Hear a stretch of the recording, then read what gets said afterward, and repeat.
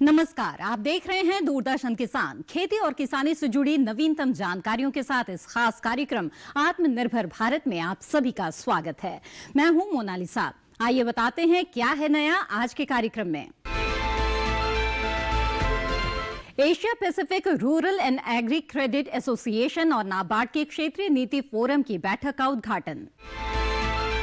वनधन विकास योजना, तमिलनाडु के तिरुवन्नामलाई जिले के जवादो हिल्स के जनजातीय लोगों का सशक्तिकरण। One district one focus product के लिए उत्पादों को दिया अंतिम रूप। Agriculture infrastructure fund. कृषि क्षेत्र के लिए बजट घोषणाओं पर वेबिनार का आयोजन किया गया। वेबिनार में प्रधानमंत्री श्री नरेंद्र मोदी का संबोधन। आइए देखते हैं अब समाचार विस्तार से।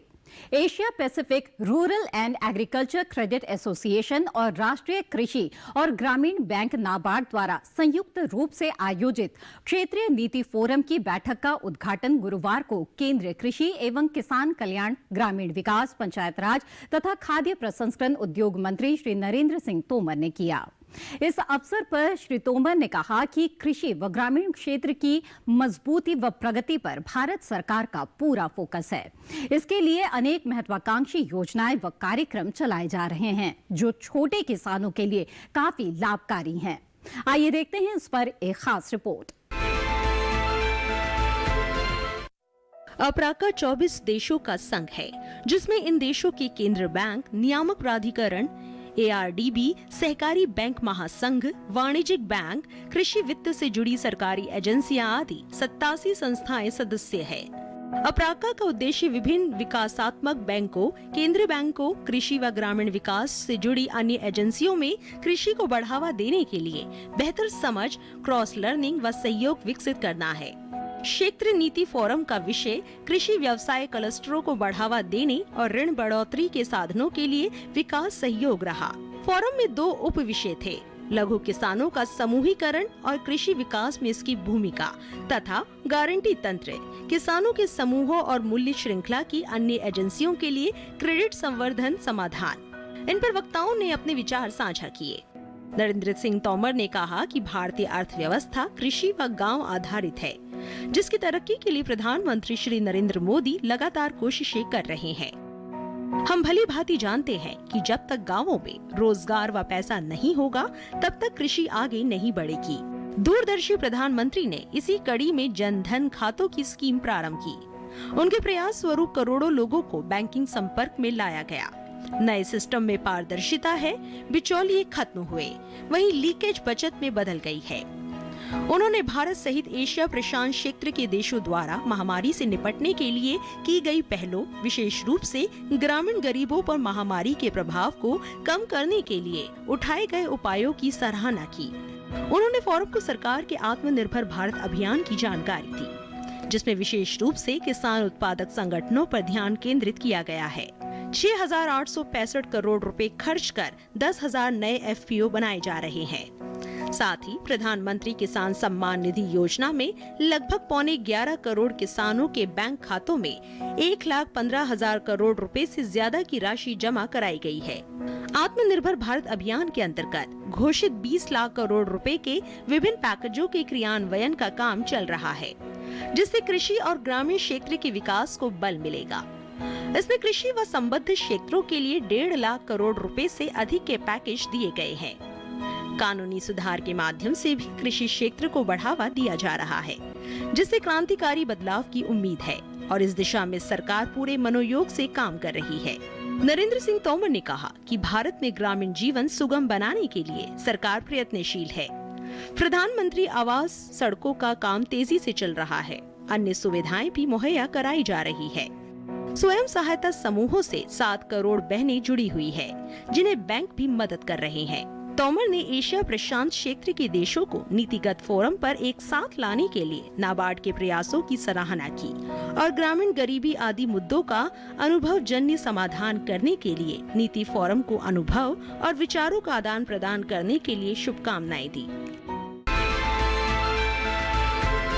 जनजातीय आबादी के उत्थान के लिए जमीनी स्तर पर विभिन्न पहलों को सुनिश्चित करने के उद्देश्य से ट्राइफेड के ग्राम संपर्क विलेज कनेक्ट पहल के तहत देश भर के ट्राइफेड के अधिकारी समूचे देश के व्यापक जनजातीय आबादी वाले गांव का दौरा करते रहे हैं, बल्कि उन्हें सफलता की मुख्य उल्लेखनीय कहानियों से भी अवगत कराया है। इन कार्यक्रमों और पहलों को ट्राइफेड द्वारा आत्मनिर्भर अभियान के तहत भारत को आत्मनिर्भर बनाने के उद्देश्य से लोकल के लिए वोकल बनो, जनजातीय को अपनाओ, मेरा वन मेरा धन मेरा उद्यम के नीति वाक्य के साथ लागू किया गया है। आइए देखते हैं इससे जुड़ी हुई एक रिपोर्ट। तमिलनाडु के तिरुवन्नामलाई जिले में स्थित जवादू हिल्स पूर्वी घाट का विस्तार है। इस इलाके में मलयाली जनजातीय लोग कुल आबादी का 92.60% है और उनका मुख्य सहारा गैर लकड़ी वन उपज और इस भूखंड पर उगने वाले इमली, कटहल, नारियल, नींबू, केला और करौंदा जैसे विभिन्न प्रकार के पेड़ है। इन जनजातीय लोगों को खुद को सशक्त बनाने और बेहतर अवसरों को हासिल करने और बाजार तक पहुंच बनाने में मदद करने के उद्देश्य से वर्ष 2020 में Javadhu Hills tribal farmer producer company का गठन किया गया था। ये कंपनी तिरुवन्नामलाई जिले के जवादू हिल्स के गैर लकड़ी वन उत्पादों एवं कृषि उत्पादों के मूल्य संवर्धन के लिए राज्य संतुलित विकास निधि के अंतर्गत आती है। इस कंपनी का गठन अधिनियम 2013 के तहत किया गया है और ये शेयरों द्वारा लिमिटेड है। इसमें किसानों के हित समूहों, उत्पादक समूहों और सामुदायिक स्तर पर गठित स्वयं सहायता समूहों के सदस्य शामिल है। तिरुवन्नामलाई जिले के कलेक्टर थिरु के.एस. कंडासमी ने Javadhu Hills tribal farmer producer company को बढ़ावा देने और इसे जनजातीय लोगों के हाथों में सौंपने में एक महत्वपूर्ण भूमिका निभाई। इस एफपीओ के निदेशकों और प्रमुख प्रबंधकीय व्यक्तियों की पूरी टीम जनजातीय लोगों की है। 1 साल से भी कम समय में इमली, बाजरा, शहद और काली मिर्च के प्रसंस्करण और पैकेजिंग के लिए इस कंपनी की 4 विनिर्माण इकाइयां स्थापित की जा चुकी है। जनजातीय लोगों द्वारा चलाई जा रही इन इकाइयों ने नवंबर 2020 में उत्पादन शुरू कर दिया था। इन इकाइयों की दैनिक उत्पादन क्षमता 1 टन है। अब तक 4 महीने से भी कम समय में इस निर्माता कंपनी ने 12 लाख रुपए तक के प्रसंस्कृत उत्पाद बेचे हैं। एफपीओ को पहले ही ट्राइब्स इंडिया मार्केट प्लेस में एक विक्रेता के रूप में पंजीकृत किया गया है और वो इस प्लेटफॉर्म के माध्यम से अपने 9 संसाधित उत्पादों को बेच रहा है। इसी के साथ इस खास कार्यक्रम में वक्त है एक छोटे से ब्रेक का। हम जल्द हाजिर होंगे। आप बने रहें दूरदर्शन किसान पर।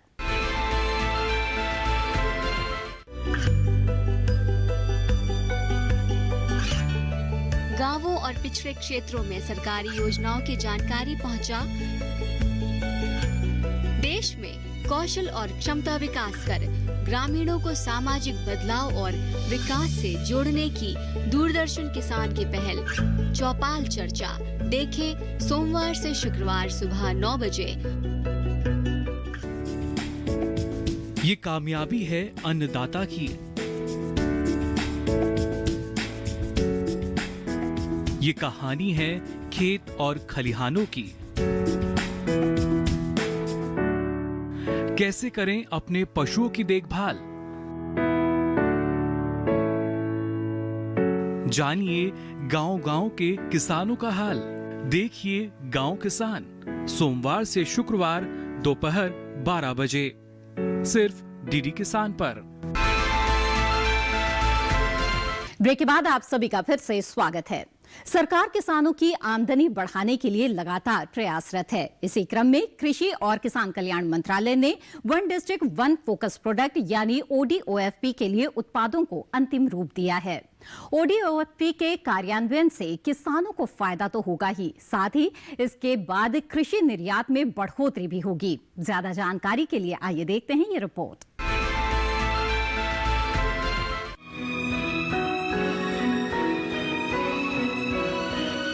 कृषि और किसान कल्याण मंत्रालय ने खाद्य प्रसंस्करण उद्योग मंत्रालय के परामर्श से one district one focus product यानी ODOFP के लिए उत्पादों को अंतिम रूप दिया है।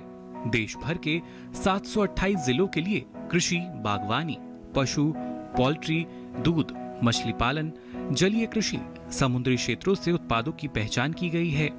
उत्पादों की सूची को राज्यों, केंद्र शासित प्रदेशों और भारतीय कृषि अनुसंधान परिषद से जानकारी लेने के बाद अंतिम रूप दिया गया है। इन उत्पादों को सरकार की योजनाओं के समावेश के जरिए एक समूह दृष्टिकोण से बढ़ावा दिया जाएगा। इससे किसानों की आय बढ़ाने के उद्देश्य के साथ ही इन उत्पादों के मूल्य में भी वृद्धि की जा सकेगी। इन पहचान किए गए उत्पादों को खाद्य प्रसंस्करण उद्योग मंत्रालय की PMFME योजना के तहत सहायता दी जाएगी। ये योजना प्रमोटरों और सूक्ष्म उद्यमियों को प्रोत्साहन देती है। कृषि और किसान कल्याण मंत्रालय अपनी एकीकृत बागवानी विकास मिशन, राष्ट्रीय खाद्य सुरक्षा मिशन, राष्ट्रीय कृषि विकास योजना और परंपरागत कृषि विकास योजना जैसी मौजूदा केंद्र सरकार द्वारा प्रायोजित योजनाओं से ODOFP की मदद करेगा। राज्य सरकारों द्वारा ODOFP के क्रियान्वयन से किसानों को लाभ होगा और मूल्य संवर्धन की उम्मीदों को साकार करने में सहायता मिलेगी, जिसके बाद कृषि निर्यात में भी बढ़ोतरी हो सकेगी। विभिन्न जिलों के लिए उत्पाद इस प्रकार हैं: धान 40 जिले, गेहूं 5 जिले, मोटे और पोषक अनाज 25 जिले, दलहन 16 जिले, व्यावसायिक फसलें 22 जिले, तिलहन 41 जिले, सब्जियां 107 जिले, मसाले 105 जिले, वृक्षारोपण 28 जिले, फल 226 जिले, फूलों की खेती 2 जिले, शहद 9 जिले, पशुपालन एवं डेयरी उत्पाद 40 जिले, जलीय कृषि एवं समुद्री मछली पालन 29 जिले, प्रसंस्कृत उत्पाद 33 जिले। किसान साथियों, अब बात करेंगे एग्रीकल्चर इंफ्रास्ट्रक्चर फंड के बारे में। आइए देखते हैं इससे जुड़ी हुई एक रिपोर्ट।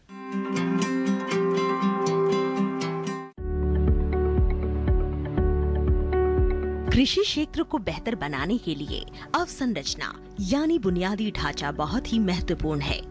सरकार कटाई उपरांत प्रबंधन तंत्र को मजबूत कर रही है। इसके लिए लॉकडाउन के दौरान वित्त मंत्री ने 1 लाख करोड़ रुपए के कृषि अवसंरचना कोष का ऐलान किया था। ये रकम बैंकों और वित्तीय संस्थानों के माध्यम से ऋण के तौर पर दी जानी है। आम किसानों के अलावा प्राथमिक कृषि ऋण सोसाइटी, विपणन सहकारिता सोसाइटी, कृषि उत्पादक संगठन, स्वयं सहायता समूह, बहुउद्देशीय सहकारिता सोसाइटी, कृषि उद्यम और स्टार्टअप इसके माध्यम से ऋण ले सकते हैं। 2 करोड़ तक के कर्ज पर ब्याज में 3% तक की छूट का प्रावधान किया गया है। ये योजना फिलहाल 10 साल के लिए है, यानी 2020-21 से 2029-30 तक 1 लाख करोड़ की रकम 4 साल में जारी की जाएगी। पहले साल 10,000 करोड़ रुपए और फिर अगले 3 वित्तीय वर्षों में 30-30 हजार करोड़ रुपए। भारत की 58% जनसंख्या की रोजी रोटी का दारोमदार कृषि और उससे जुड़े व्यवसायों पर है। कटाई उपरांत सही बुनियादी ढांचा न होने की वजह से 15 से 20% उपज बर्बाद हो जाती है, जबकि दूसरे देशों में ये आंकड़ा 5 से 15% है। कृषि अवसंरचना कोष का उद्देश्य ऐसे ढांचे का विकास है जिसमें किसान अपनी उपज बिना बिचौलिए के सीधे बेच सके और कटाई के उपरांत उनकी फसल में बर्बादी भी कम हो। इससे निश्चित तौर पर उनकी आमदनी बढ़ेगी। कृषि अवसंरचना कोष ग्रामीण क्षेत्रों में भंडार गृहों, शीतगृहों, पैक हाउस के निर्माण और उनके विकास के अलावा बाजार व्यवस्था को दुरुस्त करने पर खर्च होना है। साथ ही प्रसंस्करण इकाइयां भी इसका लाभ उठा सकती है। प्रसंस्करण से फसलों का मूल्य वर्धन होगा और भंडार गृहों के निर्माण से किसान को अपनी फसल रोक कर रखने में मदद मिलेगी। फसल को रोकने का फायदा ये होगा कि बाजार में जब भी बेहतर भाव होगा तब वो फसल बेच सकेंगे।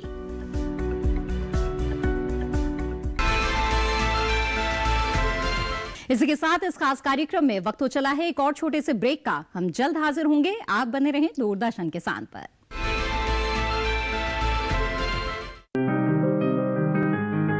बीमारियों से कैसे बचेगी फसल? मवेशियों की मुश्किलों का क्या है हल? कहां से लाएं बीज? कितनी लगेगी खाद? किसानों के हर फोन का विशेषज्ञ देंगे जवाब। देखिए हेलो किसान लाइव सोमवार से शुक्रवार शाम 6 बजे।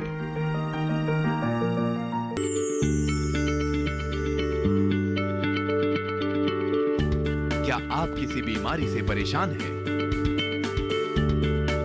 चाहते हैं डॉक्टर की सलाह? तो हम हैं आपके साथ। बताएंगे आपको जीने की राह।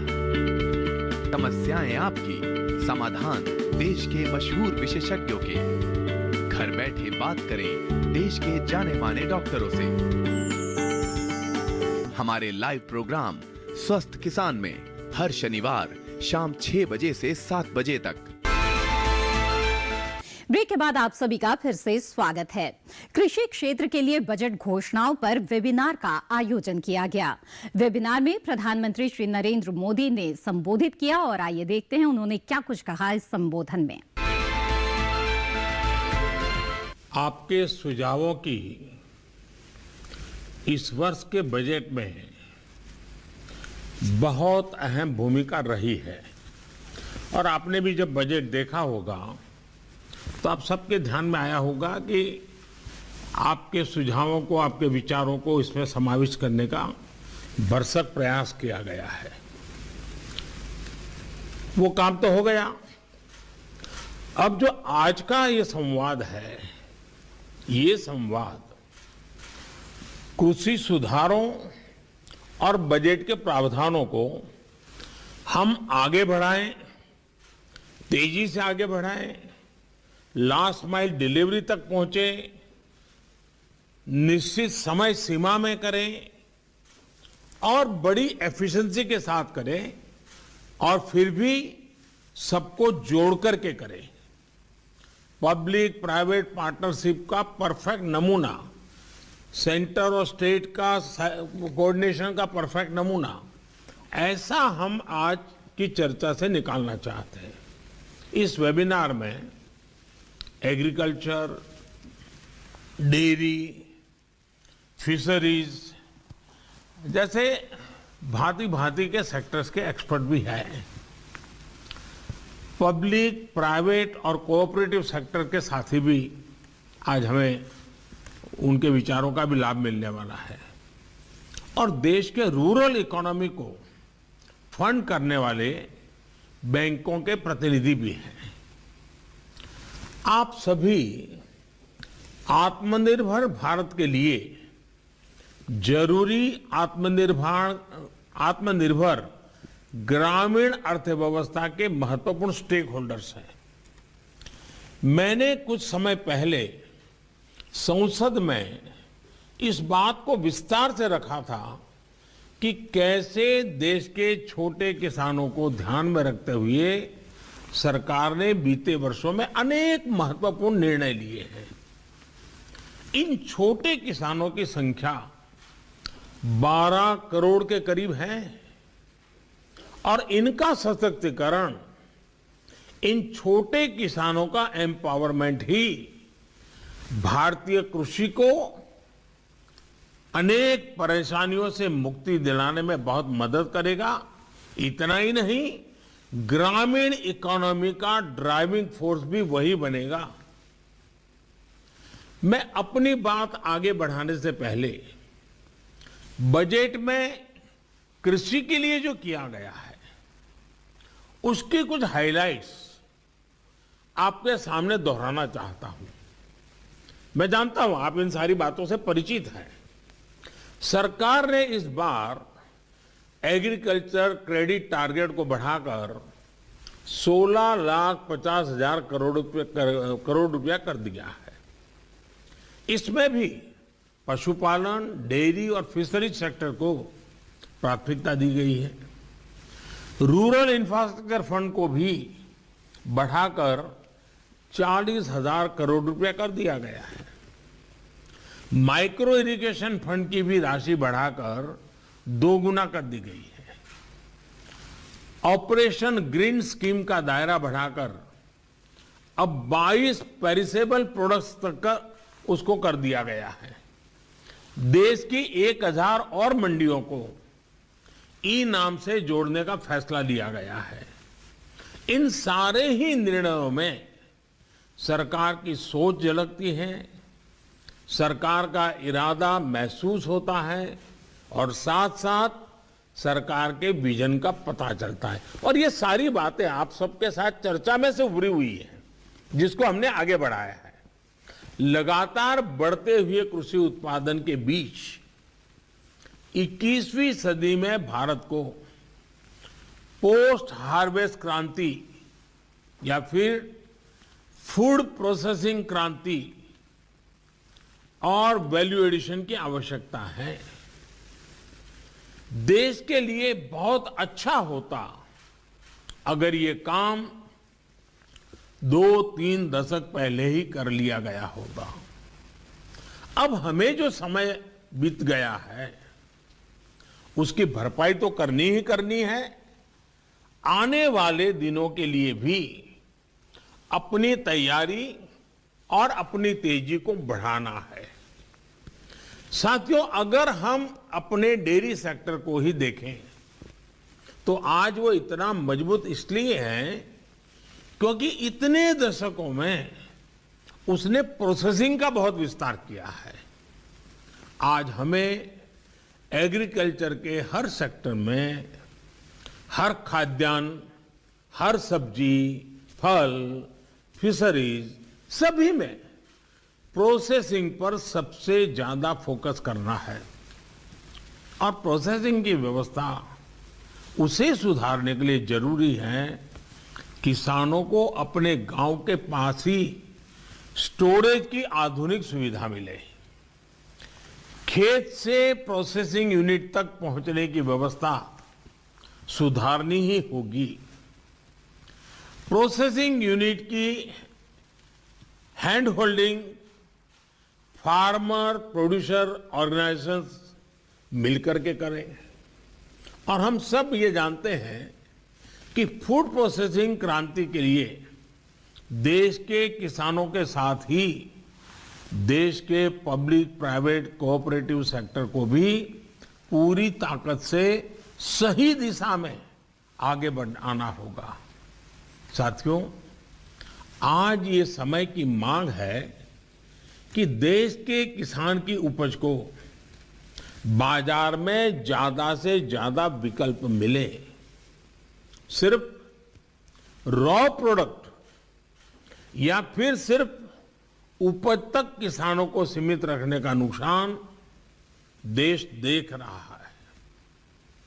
हमें देश के एग्रीकल्चर सेक्टर का प्रोसेस्ड फूड में के वैश्विक मार्केट में विस्तार करना ही होगा। हमें गांव के पास ही एग्रो इंडस्ट्रीज क्लस्टर की संख्या बढ़ानी होगी ताकि गांव के लोगों को गांव में ही खेती से जुड़े रोजगार मिल सके। ऑर्गेनिक क्लस्टर्स, एक्सपोर्ट क्लस्टर्स, इसकी भी इसमें बहुत बड़ी भूमिका होगी। गांव से एग्रो बेस्ड प्रोडक्ट शहरों की तरफ जाएं और शहरों से दूसरे इंडस्ट्रियल प्रोडक्ट गांव पहुंचे, ऐसी स्थिति की तरफ हमें बढ़ना होगा। अभी भी लाखों माइक्रो फूड प्रोसेसिंग यूनिट्स देश में चल रही है, लेकिन उनका विस्तार करना, उनके सामर्थ्य को बढ़ाना, ये आज समय की मांग है, बहुत जरूरी है। वन डिस्ट्रिक्ट वन प्रोडक्ट, इस योजना कैसे हमारे उत्पादों को विश्व बाजार तक लेकर जाएं, इसके लिए हमें पूरी ताकत से जुटना होगा। साथियों, सिर्फ खेती ही नहीं, यहां तक कि फिशरीज सेक्टर में प्रोसेसिंग का भी एक बहुत बड़ा स्कोप हमारे यहां है। भले ही हम दुनिया के बड़े फिश प्रोड्यूसर हैं, एक्सपोर्टर में से एक है, लेकिन प्रोसेस्ड फूड के इंटरनेशनल मार्केट में हमारी उपस्थिति बहुत सीमित है। भारत की फिश ईस्ट एशिया से होते हुए प्रोसेस्ड फॉर्म में विदेशी मार्केट तक पहुंची है। ये स्थिति हमें बदलनी होगी। साथियों, इसके लिए जरूरी रिफॉर्म्स के अलावा करीब 11,000 करोड़ रुपए की प्रोडक्शन लिंक इंसेंटिव्स की योजना भी सरकार ने बनाई है, जिसका लाभ इंडस्ट्री उठा सकती है। Ready to eat, ready to cook, फल सब्जियां हो, सी फूड हो, मोजारेला चीज हो, ऐसे अनेक उत्पादों को प्रोत्साहित किया जा रहा है। कोविड के बाद देश और विदेश में ऐसे बेहतरीन प्रोडक्ट्स की डिमांड कितनी बढ़ गई है, ये आप मुझसे बेहतर जानते हैं। साथियों, ऑपरेशन ग्रीन्स योजना के तहत किसान रेल के लिए सभी फलों और सब्जियों के परिवहन पर 50% सब्सिडी दी जा रही है। किसान रेल भी आज देश के कोल्ड स्टोरेज नेटवर्क का सशक्त माध्यम बनी है। ये किसान रेल छोटे किसानों, मछुआरों को बड़े बाजार और ज्यादा डिमांड वाले बाजार से जोड़ने में सफल हो रही है। बीते 6 महीने में ही करीब 350 किसान रेल चलाई जा चुकी हैं और इनके जरिए करीब 1 लाख मैट्रिक टन फल और सब्जियां ट्रांसपोर्ट की जा चुकी है। ये छोटे किसानों के लिए बहुत बड़ा माध्यम तो है ही, कंज्यूमर और इंडस्ट्री को भी इसका लाभ हो रहा है। साथियों, देश भर के जिलों के बीच में वहां पैदा होने वाले फल सब्जियों की प्रोसेसिंग के लिए क्लस्टर्स बनाने पर बल दिया जा रहा है। इसी के साथ आज के इस खास कार्यक्रम में बस इतना ही। मुझे दीजिए इजाजत। आप बने रहें दूरदर्शन किसान पर। नमस्कार।